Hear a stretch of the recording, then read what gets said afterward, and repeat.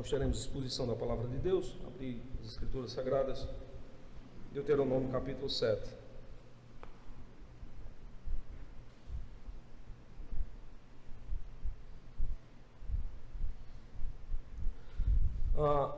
Capítulo 7, ele traz aqui uma solene advertência ao povo do pacto. Nós vimos até o capítulo 6 que Deus se revelou ao povo como um Deus santo. E agora Deus vai exigir do seu povo aspectos de santidade. Até o capítulo 6, Deus alertou ao seu povo para que, em sendo eles obedientes, portanto, eles estariam trazendo sobre si, inevitavelmente, um cuidado e uma bênção de Deus. Agora, no capítulo 7, nós vamos ver como isso pode ser visto de forma prática. Como é que a obediência pode gerar frutos de bênção sobre aqueles que estão sobre a aliança? Obviamente, irmãos, que todo esse aspecto de bênção não somente decorreria da irrestrita forma de obediência do povo. Nós temos que levar em consideração que nenhum povo pode ser obediente ao seu Deus sem que antes o seu Deus possa ajudá-lo. E nesse aspecto aqui, o Deus do povo não somente coloca leis diante do povo, e devemos lembrar que as leis têm como intuito não trazer um fardo, mas as leis têm como intuito fazer com que o povo seja abençoado. Mas como seremos abençoados se em algum momento de nosso caminhar haverá quebra e violação da lei? Então percebam que a partir do momento em que Deus exige que seu povo santo, é o mesmo Deus também que dará graça para que o seu povo seja santo. E aqui no capítulo 7, a partir do verso 1 ao verso de número 10, nós temos agora de forma prática como o povo demonstraria santidade diante do Senhor. Observemos então, irmãos, a parte introdutória do capítulo, o verso de número 1, para que a partir do verso de número 2, esse povo a quem Deus chama para viver em aliança, possa gozar de suas bênçãos. No verso 1, que é a parte introdutória, ele diz o seguinte: quando o Senhor, teu Deus, te houver introduzido na terra, a qual vais para possuir, e tiver lançado fora muitas nações de diante de ti. Ele agora enumera quais são os povos que habitavam a terra de Canaã, que estavam ao redor e ficariam ao redor de Israel, mas que pela boa mão do Senhor, todos 7 povos seriam ali afastados. Ele começa: os heteus, os girgazeus, e os amorreus, e os cananeus, e os perizeus, e os heveus, e os jebuseus, 7 nações, 7 povos, mais numerosas e mais poderosas do que tu. Observe que ele termina o verso com um pronome, ele termina o verso de forma direta, se referindo não somente ao povo, mas parece que a categoria do verso se dirige a Jacó. Ele termina com a seguinte descrição: pronome pessoal, mais poderosas do que tu. Veja, esse aspecto aqui da mensagem é que a nação estava agora sabendo que aquela exigência que Deus estava fazendo para eles era anteriormente uma exigência que Deus havia feito a Jacó, para que Israel não se misturasse, Jacó não se metesse com nenhuma outra nação, com nenhum outro povo, que se não fosse tão somente o povo da aliança ou o povo do pacto. Não deveria haver nenhum tipo de comércio. O problema é que, talvez em nossa língua portuguesa, algumas palavras mereçam uma explicação um tanto quanto mais atenta. Quando eu falo aqui comércio, eu não levo somente em consideração o aspecto financeiro, mas eu estou levando em consideração aqui todo o aspecto social que Deus exigira de Jacó. É que ele não deveria se envolver com absolutamente nada a quem pertencesse a outras nações ímpias, não deveria haver comércio, não deveria haver finanças, não deveria haver trato, acordo jurídico, nem deveria haver nenhum ato de comunhão. A partir do verso 2, nós vamos ver porque é que Deus cobra que não haja comunhão do povo do pacto, a principiar de Jacó, chegando e relegando até nós essa ordem.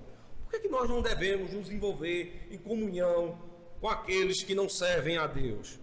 Então nós temos a partir do verso 2 a seguinte descrição: e o Senhor teu Deus as tiver dado diante de ti para as ferir, totalmente as destruirás, não farás com elas aliança, nem terás piedade delas, nem te aparentarás com elas, não darás as tuas filhas a seus filhos, e não tomarás suas filhas para os teus filhos, pois fariam desviar teus filhos de mim, para que servissem a outros deuses, e a ira do Senhor se acenderia contra vós, depressa vos consumiria.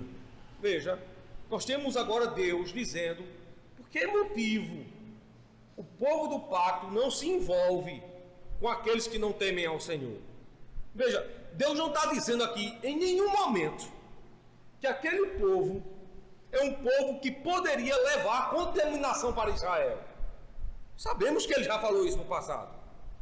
Nós sabemos que Deus tinha dito para o povo que o povo não se misturasse culturalmente e nem cultualmente, porque eles trariam contaminação para o meio da nação. Mas aqui no capítulo de número 7, nós não temos nenhuma descrição negativa da parte de Deus sobre as outras nações.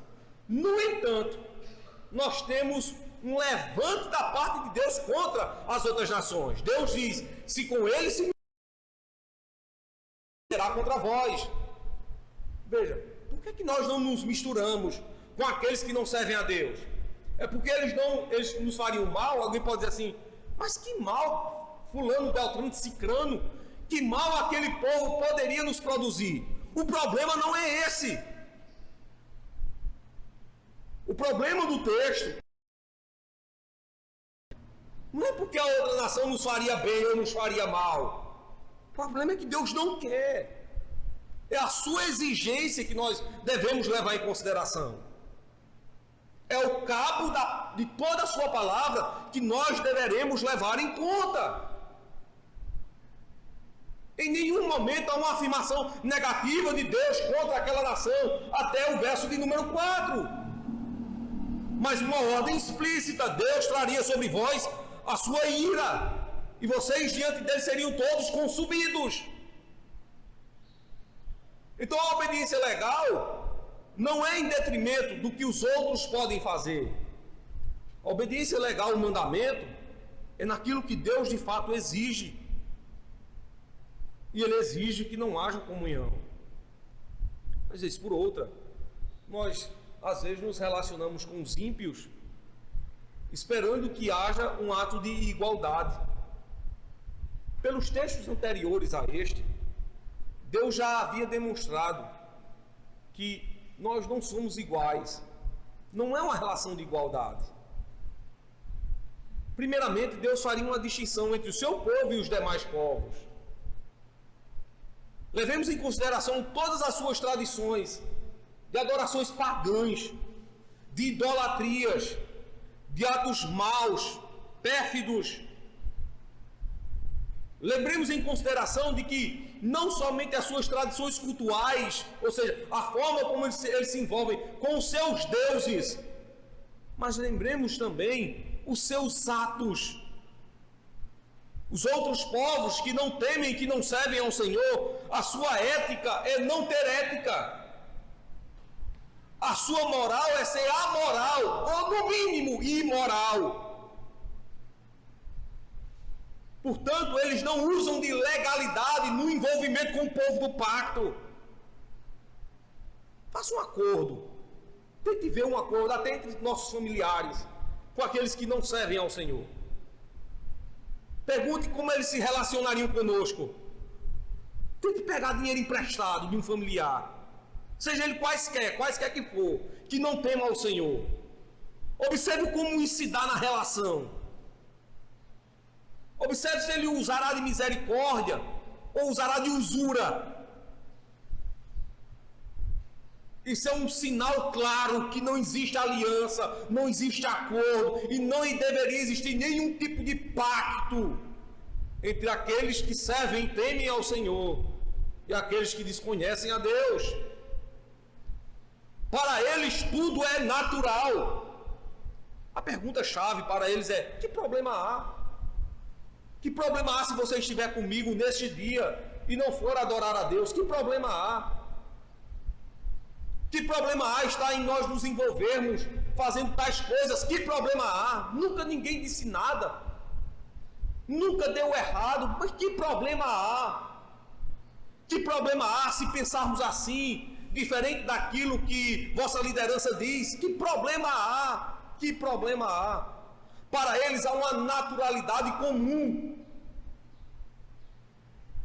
Que problema há em você? Aí usa as palavras: discriminar aquele que pensa diferente de você, ou aquele que tem conduta afetiva diferente da que você acha que deve ter. Que problema há? Aí começa, portanto, as catalogações, né? Você não pode ser racista se for assim. Se você não quer dessa forma, você é um negacionista. Se você não andar por esse postulado aqui, você está fazendo com que as pessoas sejam completamente separadas. Você, portanto, é uma pessoa preconceituosa. Você tem preconceito com isso, com aquele, com esse, porque ele pratica esse ato. Que problema há? Que problema há em fulano gostar de cicrano, sendo ambos do mesmo sexo? Que problema há? Se você pensa assim, você pode ser preconceituoso e você pode levar um dano da justiça, cair sobre vós até mesmo prisão, levar sobre vós um típico ato de condenação dos homens pela sua intolerância, pelo seu ato de pensar de forma diferente, porque você vê problema em tudo, vê pecado em todas as coisas. Então para eles que problema há? Que problema há? Que problema há? Veja, o texto não trabalha com essas categorias, mas o texto demonstra essas categorias. O texto não está dizendo se o povo a quem Deus iria expulsar da terra poderia produzir coisas boas ou poderia produzir coisas más. Que Deus agora exige que com eles nós não tenhamos nenhum tipo de conserto, nenhum tipo de acordo, nenhum tipo de pacto, nenhum tipo de aliança. A partir do verso de número 5, Deus agora diz o que fará com aqueles que não temem. A resposta a isso está no verso de número 4.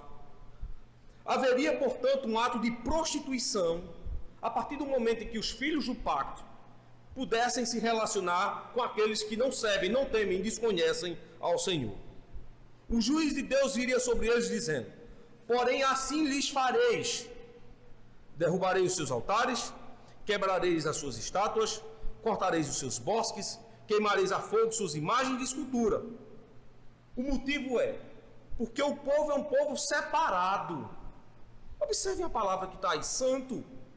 O povo de Deus é um povo separado, e é santo ao Senhor porque Deus o é santo. O verso de número 6 é um reflexo de toda a carta do livro de Levítico. O povo que se apresentaria diante de Deus para adorá-lo, para servi-lo, se apresentaria por dois motivos. Primeiro, porque Deus é santo, e segundo, porque o povo é santo. E aqui o verso de número 6 nos faz lembrar, portanto, essa regra estabelecida por Deus: porque povo santo és ao Senhor teu Deus. O povo agora tem um pertencedor. E agora, pertencendo a Deus, ele leva em consideração aquelas coisas que Deus exige dele. O Senhor teu Deus te escolheu para que fosseis o seu povo especial, de todos os povos que há sobre a face da terra. Agora, no verso 7 e no verso 8, tem aquilo que Deus fez ao povo. O Senhor não tomou prazer em vós, nem vos escolheu, porque a vossa multidão era mais do que todos os outros povos, pois vós era menos em número do que todos os povos. Deus está lembrando, vocês foram escolhidos, não porque vocês eram grandes, porque vocês eram os menores entre todas as nações. Verso 8. Mas porque o Senhor vos amava. Interessante é que a palavra amar aqui, ela tem um sentido de Gênesis 4:1. Amar aqui significa conhecer, mas não no sentido de que Deus conhecia o povo previamente, mas no sentido de envolvimento.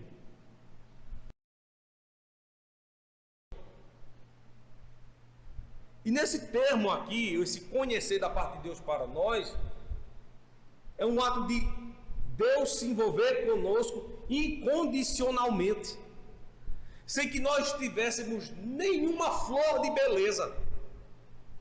Ele olhar para algo e dizer que quer aquele objeto, não porque aquele objeto tenha valor em si, mas porque Ele, o escolhedor, Ele, o Senhor, e irá atribuir valor àquela peça. O amor do Senhor não era porque éramos bons, ou porque éramos fortes, ou porque éramos belos. O amor do Senhor para nós, nesse aspecto, primeiramente é incondicional. Segundo, é relacional. Nós não tínhamos nenhuma beleza. Ora, e é fácil saber disso. Romanos 3:23 diz que todos pecaram. Tanto no texto de Romanos, como naquilo que diz Gênesis capítulo 3, o pecado que nós carregávamos pelo ato equivocado, errado e distorcido de Adão, fez com que nós perdêssemos a graciosa imagem de Deus, de Gênesis 1:26, que pairava sobre nós. Então, beleza em nós não havia.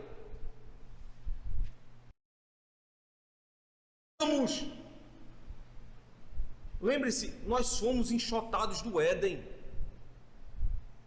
Nós somos enxotados do Éden. Não havia glória. Não havia força. Éramos os menores dentre os maiores. E éramos os menores dentre os menores. A forma como Deus se relacionou conosco foi que Deus se relacionou com um povo que nada tinha. Nada tinha. E assim nós somos escolhidos. E aí Deus começa a então se relacionar com o seu povo. E é esse o sentido da palavra amar. Ele nos ama no sentido de escolher, de selecionar e agora de se mostrar serviço a esse povo. O verso 8 diz: porque o Senhor vos amava, e para guardar o juramento que fizeram a vossos pais. Segundo ato, por que é que nós fomos eleitos? Tem um cântico que por tempos se cantava de forma equivocada, né? Cântico de forma, até um cântico tradicional do Inário, né? Em que na sua estrofe se dizia: fiel a mim. O verso 8 mostra totalmente o contrário. É que ele não é fiel a nós. O verso 8 diz assim: para guardar o juramento, ou seja, fiel à sua palavra. Veja, ele se relacionou conosco sem que nós fôssemos nada, e ele se relaciona ainda conosco não por fidelidade a nós, mas por fidelidade ao seu juramento, fidelidade à sua palavra. O que ele nos fez? Veja, o Senhor vos tirou como um forte e vos resgatou da casa da servidão, da mão de Faraó, rei do Egito.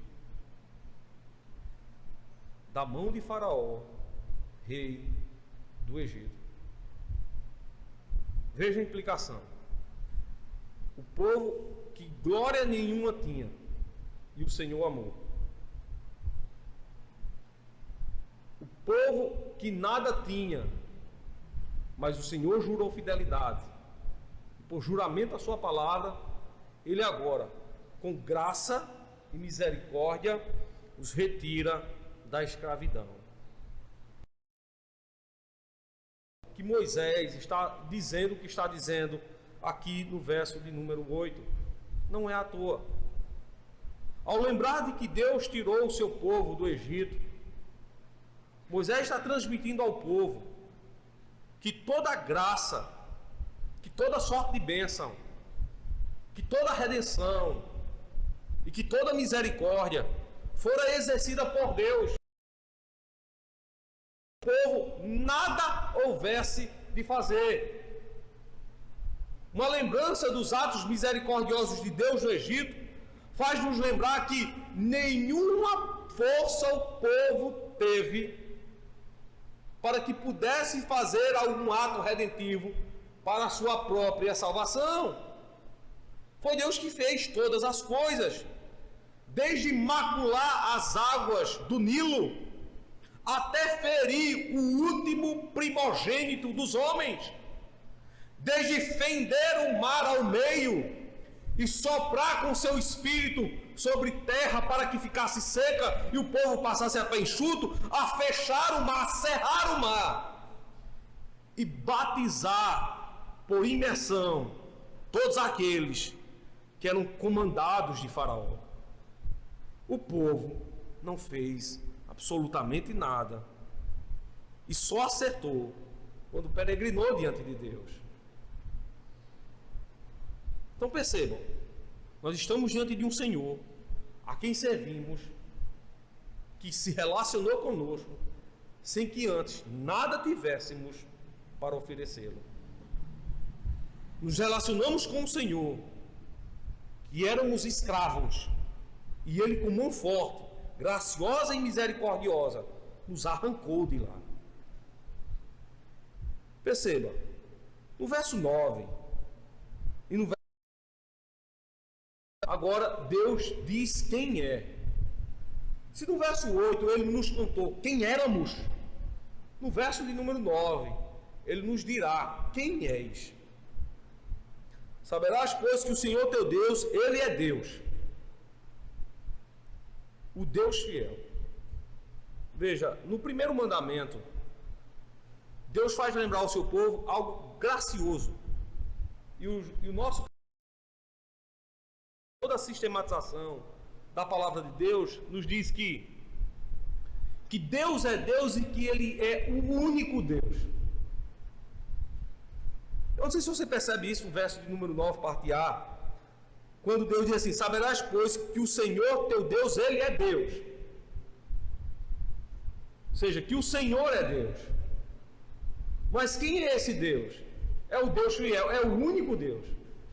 Observe a expressão, o Deus fiel. Há um artigo definido. Então, portanto, é o único Deus.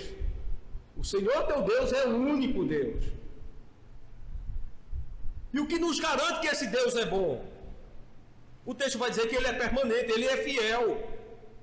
Ele não é um Deus que muda de humor, ou que tem um humor alterado, em que na próxima manhã do próximo dia Ele estará sorridente, alegre e feliz, como que um bem-aventurado, e no dia seguinte estará mal-humorado, entristecido e enraivado, como aquele que há de punir todos aqueles que estão perante seus olhos.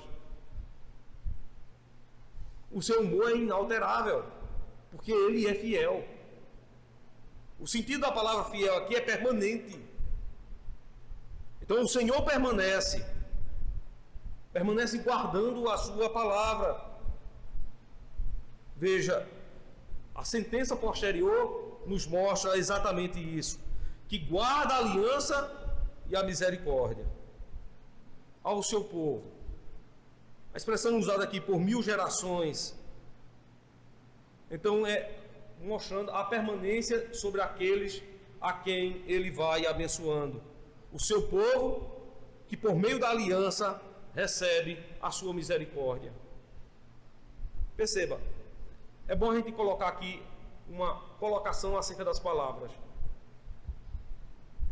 Ele não usa a palavra graça, mas o texto usa exatamente a palavra misericórdia, que é diferente de graça. Se Efésios capítulo 2 diz que graça é o sinônimo daquelas coisas que recebemos sem merecer, misericórdia é justamente o contrário. É Deus não nos dar aquilo que merecíamos.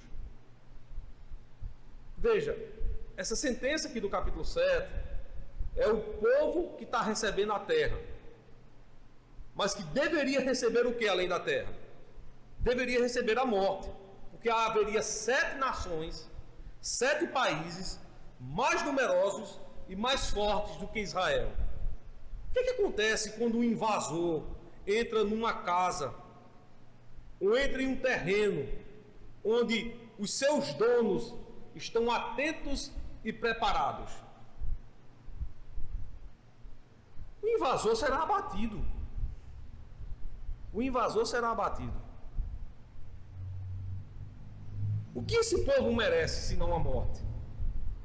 Porque tem violado a aliança, violado o pacto, violado a lei, quebrado os mandamentos. Deus agora poderia dizer assim: agora vocês vão pagar pelo erro de vocês. Passar em Meribá, vocês pecaram. Diante do monte do Senhor fumegante, vocês fizeram aquilo que é horroroso, é horrível. Vocês violaram a minha lei, fizeram para si deuses estranhos, murmuravam em vossas peregrinações, se levantaram contra mim, do sacerdote ao profeta, vocês pecaram contra mim, e agora vocês receberão agora a justa sentença pelo pecado de vocês. Entrem em Canaã, eu estou dando a terra, mas lá em Canaã vai se cumprir aquilo que disse para vocês os vossos espias: há um povo forte, valente, preparado e numeroso, e aos seus olhos nós somos como que? Gafanhotos. Pois bem, eles cuidarão de vocês. Mas o texto diz que ele não nos deu aquilo que merecíamos. O texto diz assim, que guarda a aliança e a misericórdia. Ele tirou o povo para que o seu povo habitasse na terra que ele estava dando. Ele usou de misericórdia e preservou o seu povo para sempre. O final do verso diz assim: há 1000 gerações. Percebam só, irmãos, um cálculo rápido. De Adão a Cristo, você tem 42 gerações. De Adão a Cristo, você tem aí um lapso de tempo de 2000 anos. De 2000 anos. Ou bem mais do que isso. De Cristo a nós, quantas gerações não teríamos? Ainda que dobrássemos 84 gerações, com mais 42 gerações, 126 gerações. O texto não usa 126 gerações.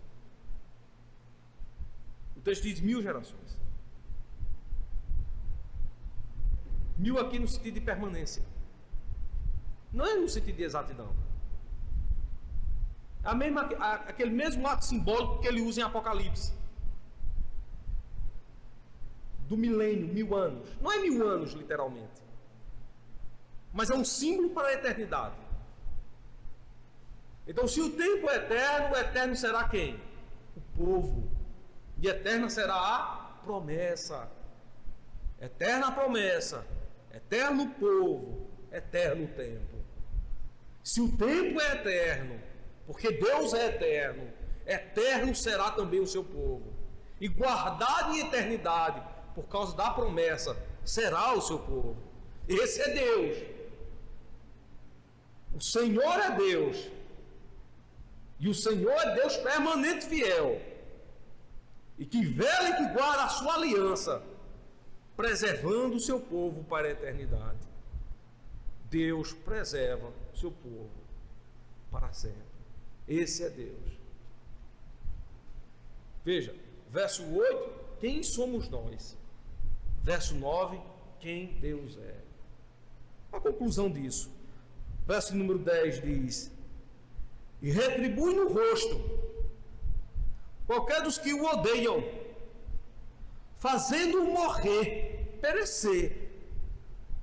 Não será tardio ao que o odeia. Interessante que a palavra ódio, ela deve ser levada em consideração ao que diz o capítulo 6. Ódio é semelhante àquele que viola os mandamentos de Deus. Então aquele que odeia a Deus é aquele que quebra os mandamentos, que quebra a palavra, que distorce o evangelho. Então não somente está falando do homem ímpio, mas também ele fala aquele que se diz seu servo, em que, usando a expressão sou servo de Deus, mesmo assim quebra e descumpre os mandamentos. Para esses o Senhor diz: veja, faze-o perecer, faze-o morrer, e ele não será tardio, não será moroso, nem demorará em tirá-lo, arrancá-lo do meio do povo. O motivo é porque esse homem o odeia, ele quebra, ele distorce, ele esmiuça, atenta contra a lei, viola a aliança, quebra os mandamentos de Deus. Esse homem é mau, esse homem é mau, ele não vive em obediência contra Deus. Geralmente quando nós falamos isso, alguém pode pensar assim: não, mas aí só está falando dos homens ímpios. Não faz sentido ser para homens ímpios, se o capítulo número 7 é uma declaração clara para Israel. O homem ímpio não precisa saber disso. Ele será morto, ele será destruído. Mas o crente precisa saber disso, para não ser morto e para não ser destruído.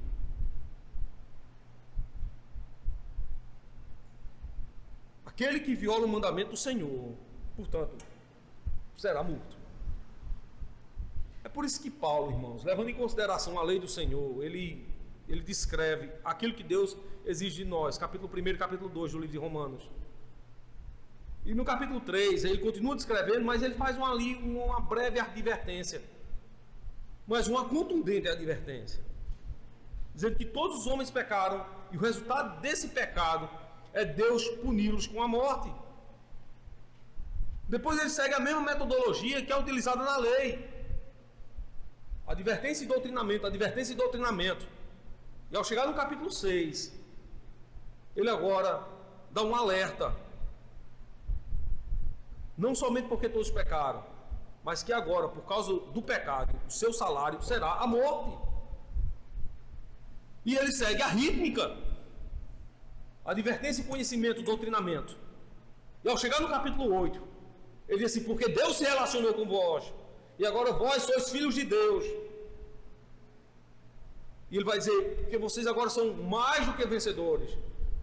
E quem intentará acusação contra os eleitos de Deus? E no final ele vai demonstrar que aqueles que se levantaram contra o Senhor, a paga e o salário para o seu pecado será literalmente a destituição total da presença do Senhor. É a mesma tônica da lei do Senhor, a mesma metodologia utilizada na descrição da lei de Deus. O alerta não é para ímpio, o alerta é para os crentes. É como se Deus dissesse para nós: não viole a lei. Eu estou lhe abençoando e lhe agraciando, não viole a lei. Ora, o autor de Hebreus, ele não foi distante desse pensamento. Pelo contrário, ele mostrou claramente o que poderia acontecer com aqueles que literalmente, por algum descuido, pelo amor ao pecado, o abandono daquelas coisas graciosas, podem receber sobre si a danação total. Hebreus capítulo 6, verso número 4 diz: porque é impossível que os que já uma vez foram ou sendo iluminados e provam do dom celestial, estão na igreja, ouvem a palavra, recebem a graça, se tornam participantes do Espírito Santo, observam os meios de salvação, os dons de graça, provam da boa palavra e os poderes ou o conhecimento do século vindouro, daquilo que nos aguarda. Verso 6, vejam só: e tornando a cair e recaírem, seja outra vez renovados O aspecto aqui é para a salvação. Pois assim quanto a eles, de novo, expõe Cristo a vitupério. De novo, crucificam o Filho de Deus. Assim como a terra se embebede com a chuva, que muitas vezes cai sobre ela, produz erva proveitosa para aqueles por quem é lavrada, recebe a bênção de Deus, mas a que produz espinhos e abrolhos é reprovada, e perto está da maldição. A palavra do português antigo, ela nos dá uma intenção melhor. A palavra que é danação. Recebe a danação, o seu fim é ser queimada. Você sabe que a palavra danação, né? Destinado ao inferno. Aquele que quebra o mandamento do Senhor é tido como odioso. A sua parte será com a morte, será com o inferno. Ele recebe pagamento pelo seu pecado. O verso 10 termina: não será tardio ao que o odeia, em seu rosto lhe pagará. Deus dará a ele, face a face, o pagamento pelo seu mau serviço. Irmãos, resumo aqui do capítulo 10, do verso de número... Aliás, resumo do capítulo 7, do verso de número 1 ao verso de número 10. Veja, Deus mostra-nos qual é o nosso dever, aquilo que Ele exige de nós. Não haja acordo entre vós, entre aqueles que me servem e aqueles que não me temem. Haveria uma consequência. Nós seríamos afastados de Deus. Verso número 4. Haveria, portanto, uma advertência da parte de Deus. O Senhor disse: olha, destrua todos os seus altares, eliminem todos os seus deuses, corte toda a sua terra, queime com fogo, destrua tudo quanto passar. Vocês não têm pacto com eles. A obediência a Deus não é naquilo que os outros podem fazer a nós ou não. Olha, não se misture com fulano não, porque ele é um menino mau, ele é um menino ruim. Se você se misturar com ele, você vai aprender a mesma coisa que ele. Deus não está nos dizendo isso. Deus simplesmente diz: não se misture, e acabou. Eu não tenho que saber o que, é que ele vai fazer de bom, de mal, de ruim.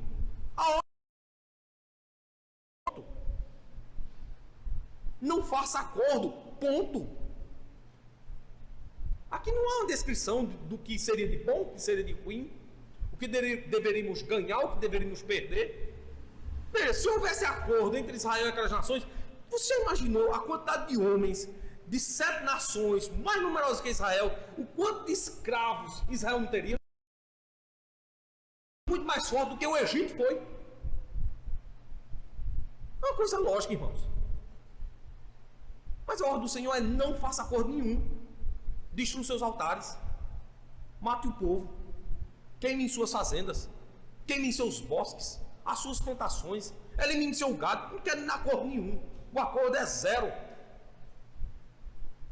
Acho que Moisés poderia perguntar: Senhor, mas vamos usar de misericórdia? A gente faz esse povo de escravo, vai que esse povo te sirva. Deus está dizendo: não tem acordo, não faça acordo. Depois Deus vai justificar: veja, eu sei quem vocês eram. Vocês não tinham beleza alguma, vocês não tinham força alguma, eram o menor entre os menores. E mesmo assim eu vos amei, se relacionei com vocês. E esse amor é tão incondicional. Vocês querem saber agora quem eu sou? Eu estou dizendo a vocês quem vocês são. Agora eu vou dizer para vocês quem eu sou. Eu sou um Deus gracioso, misericordioso, um único Deus, que com vocês usei de misericórdia. Guardei a aliança. E não somente guardei a aliança, mas agora vou os preservar até o fim. Deus usa essa expressão final aqui no verso 9. É como se ele estivesse justificando o porquê de não haver acordo com as nações ímpias. Quem preserva vocês sou eu, Deus está dizendo. Quem está preservando vocês sou eu. Não será seus escravos, não será a sua riqueza, não será a grandiosidade das vossas terras, não será a numerosidade do povo. Quem está preservando vocês sou eu. Não é o seu ouro, não é a sua prata, não é a sua arma de guerra. Quem está preservando vocês sou eu. Eu vou preservar vocês por 1000 gerações. Então veja, o crente quando escuta isso, então ele passa a confiar e temer ao seu Senhor e servi-lo graciosamente. No fim, Deus encerra o discurso, mostrando claramente que se o povo assim não o fizer, ele, portanto, receberá a paga no seu rosto. Interessante que essa expressão paga no rosto, né? Ela perdura por mais de 2000 anos. Ela chega no livro de Apocalipse, capítulo 6, dizendo que o povo com o rosto tenta se esconder da face de Deus. Mas Deus, com um rosto, mirado no rosto daquele que peca, mostrará claramente o salário do seu pecado, que é a danação eterna, revelada lá em Hebreus capítulo 6.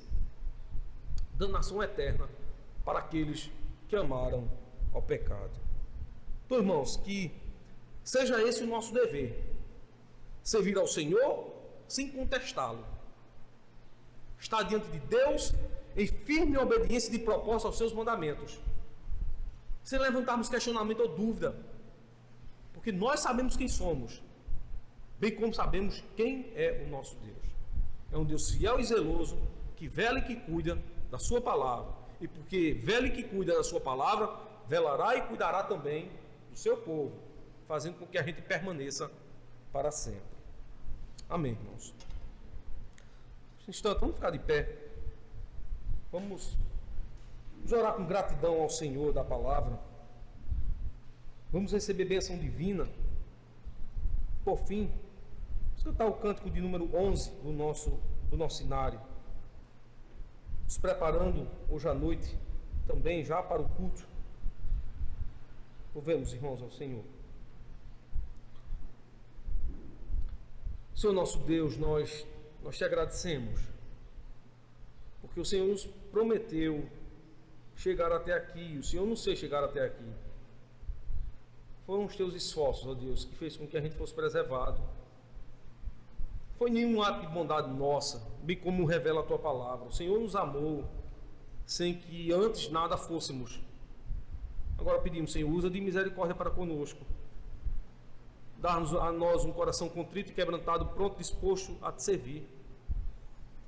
Usa de graça para com a tua igreja, para que o nosso coração verdadeiramente te louve e bendiga o teu nome. Ajuda-nos, Senhor, porque o Senhor é bom. Portanto, sua misericórdia, ela tem durado e permanecido para sempre. Nós temos visto isso, Senhor. Assim é a nossa oração, é o nosso desejo, o desejo franco e fraterno de verdadeiramente te adorar.